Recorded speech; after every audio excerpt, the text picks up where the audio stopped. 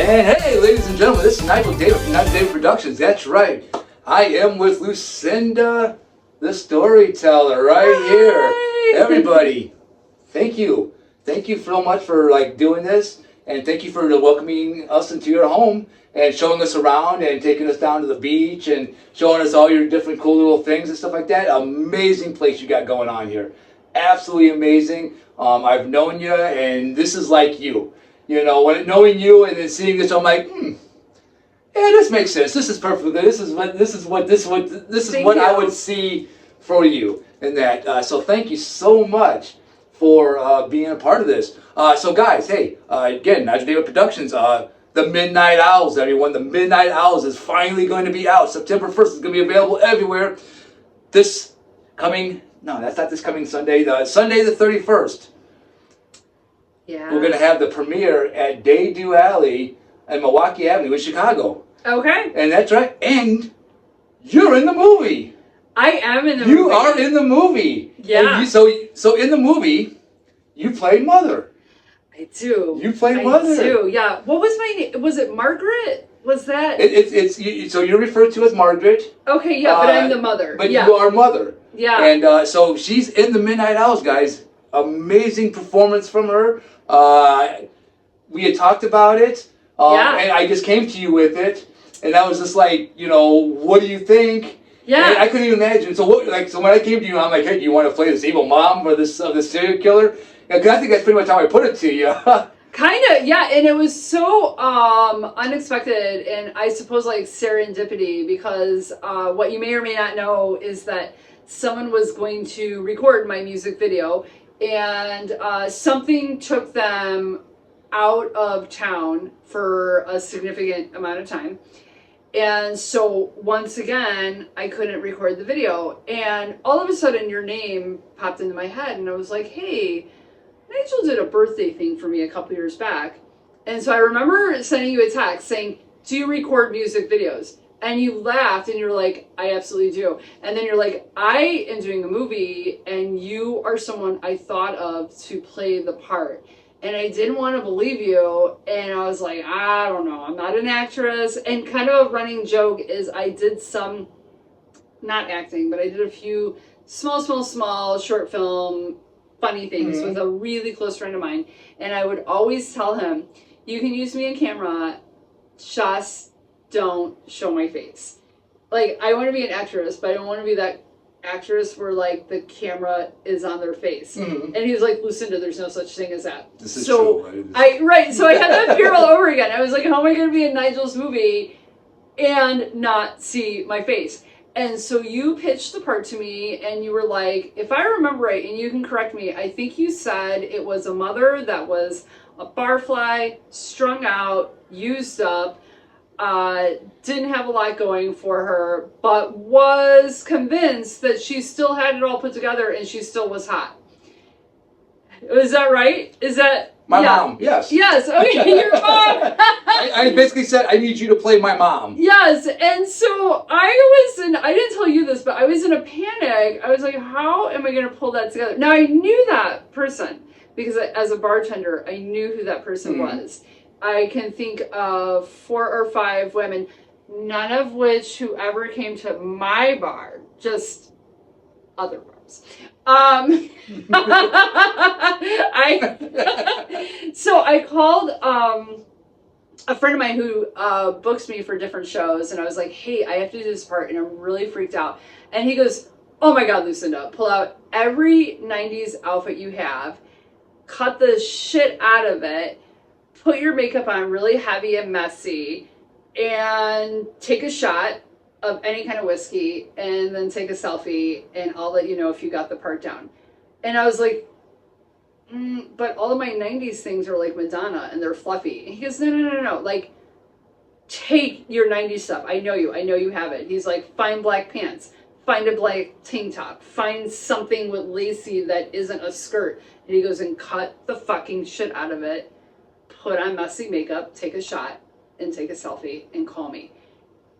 And I did just that. I found one of my bartending shirts. I cut it, which is a huge deal because I don't like showing skin. And I was like, oh my God, you can see my gut and you can see my belly button. And it's like, And I found these like black stretch pants that were like 2 sizes too small from like 2 traumas that I haven't recovered from. But gotta love some good trauma pants. right, Trauma clothes, right? like I eat fried chicken and pizza, so these pants are like a way back season. But I did it. I remember putting it all together, and then my tall Mexican boots, which are the only boots I can walk in after my injury. I had a funeral for all of my pretty high heels. That's for another video. Anyway, I put the whole outfit together, and all I had around was a Jack Daniels, and I was like, oh, for sure, I can take a shot of that. So I literally took a shot of Jack Daniels, and I remember holding the bottle and being like, oh, my friend's last instruction was to take a selfie. So I took a selfie, sent it to him, and sent it to you. And you guys were fighting for competition to who was going to get to my phone fast enough, because I swear you both called at the same time, to tell me that I looked absolutely horrific, awful, and not to change a single thing. And that would be my role. And that was the part. Yes. And so I went into this very nervous to play the role, unsure of it. What went in my favor is that I traveled... I think I was driving on the road for 18 hours back from a comedy gig. And so by the time I got to our filming, I was on about 90 minutes sleep. Still in fresh makeup, only the fresh makeup I on purpose made it look like it wasn't. Mm-hmm. But I think that lack of sleep and tiredness took away any clarity of mind for insecurities and nervousness, and all I had was to trust you. Yeah. Because had I been well rested, I would have trusted me, and me was saying, you can't do this. I didn't have clarity of mind. I was half asleep. I was not in a good condition, and all I had was a terrible outfit that my booker approved of and that you said was horrible. And I had your trust. So I felt like those were 3 ingredients for a perfect opportunity.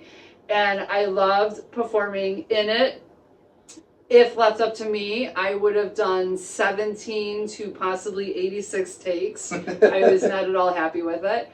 But again, what went in my favor is that I was exhausted, and therefore I could not lean on my favorite manipulation tool, which is control. So you were easy to trust and made me believe I was an actress. And you are, absolutely. You did a phenomenal job. Everybody has seen it. It's compliment after compliment. Yeah. And you are such a pivotal moment in this movie. And we're not going to give away too much, but you are a pivotal. Can I say one thing? Go for it. Do you know what I loved about it? Taking me out of it. Well, not totally taking me, my piece of it as I'm doing my role. I didn't know how my role was fitting into your plot line. Mm-hmm. So that's why it didn't make sense to me, and that's where a lot of the insecurity stemmed from. And even in that moment, I was so grossly uncomfortable, not with my first time acting, but grossly uncomfortable with the harshness and I think I tear up thinking about it. The words I had to say. Just they were harsh. They were very harsh. But you know, the cruelty of a mom, and I understood why she needed to be an alcoholic, because you couldn't be that cruel to something that you carried and gave life to without being numbed and absent from the truth. And the truth was, she was very cruel. And even as your friend, it was difficult saying those words, knowing that they may have been spoken to you. Yeah, that's why I had to trust you. Yeah, and that was one of the things that I really wanted to put forth in this character. I didn't be emotional. I was just like, it's a testimony to your writing skills. Yeah, it was this, because again, pain is true comedy. Pain is also true pain. And so the things I've had to go through, and I wanted to bring that life, that life to this character, because you are basically, based on my mother. Yeah. And so the things that, I had you say were, they were definitely things that my mother said to me, and she had no problem saying them to me, and said them to me multiple times. You know, but again, for this role and for what what the Midnight Owls is and what we wanted to create and what I want to create for you, and you did it again.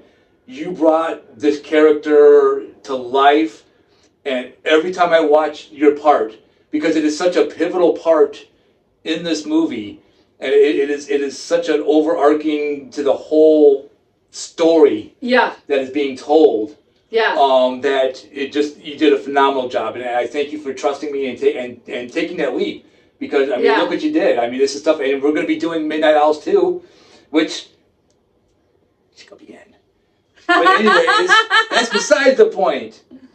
But so with that, guys, Midnight Owls will be coming out September 1st. It's going to be available to all social media platforms. It's going to be available on ACYL internet. We're going to have a whole bunch of cool stuff happening. Lucinda's a part of it. She's going to be a part of a whole bunch of stuff more. And again, August 31st, guys, if you're in Chicago, come down and check us out. You'll meet us, Q&A with me. Lucinda will definitely be there, the cast, crew, everybody. So we're looking forward to seeing you if you're there. With that being said, we have another little thing that we should talk about, right? Oh, we do. Just a little other thing. So NDP, Nigel David Productions, is very, very proud, and we're going to announce this right here and now. Lucinda Lives Matter, the movie, right there. So we are going to be creating this movie around this incredible woman, and we're going to examine her life, and she's going to share her life with all of us. And it's a hilarious story. Yes. It is a heartbreaking story. Yes. And it is full of comedy, dramedy. It is at ups and downs. It's an emotional roller coaster. We're going to make you laugh. We're going to make you pee yourself, and then we're going to make you cry, and then make you laugh and pee a little bit more. That's what we're going to do. So guys, you've heard it right here first. And so what do you think?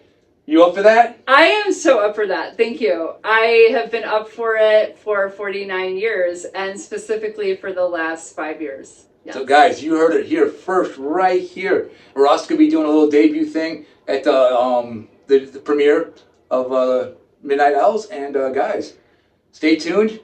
We have a lot coming. Nigel David Productions. I am Nigel David. I'm Lucinda, Lucinda Storyteller. And thank you so much for being the wonderful person that you are, and the incredible actress that you are, that you don't even realize that you are, and that you're going to realize over a long time that you're going to think. And thank you for being a part of it and trusting me. And guys, we will see you guys real soon. Nigel David Productions, Midnight Owl, August 31st, premiere, Lucinda Lives Matters. The movie is going to be happening. Pre-production right now. This is part of it. We're going to start our Indiegogo. We're going to start a Kickstarter. We're going to be doing a lot of things. I'm going to be talking to you guys a lot. So stay tuned. Bye. Love you.